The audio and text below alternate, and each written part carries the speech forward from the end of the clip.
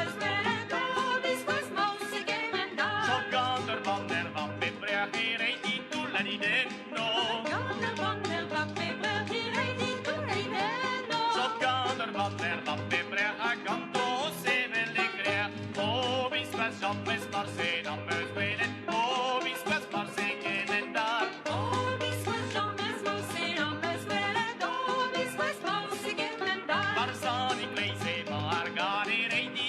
ridendo. Arsani Gleise Margat, ridendo, ridendo. Arsani Gleise Margat, Arsani Deuer met vagar. Oh, vispas jammes marse nammes velen. Oh, vispas marse gemendar. Oh, vispas jammes marse nammes velen. Oh, vispas marse gemendar. Andar cercante frikirius direi titulla ridendo. Andar cercante frikirius direi titulla ridendo. Andar cercante frikirius dispaccat paccat flerius. Oh, vispas jammes marse nammes velen. Oh, vispas marse gemendar. Oh, vispas jammes marse nammes velen. Oh, vispas marse gemendar. Eller gattar som gudeo irei titulla ridendo. Eller gattar som gudeo irei titulla ridendo. Eller gattar som gudeo var verkom som drysar så.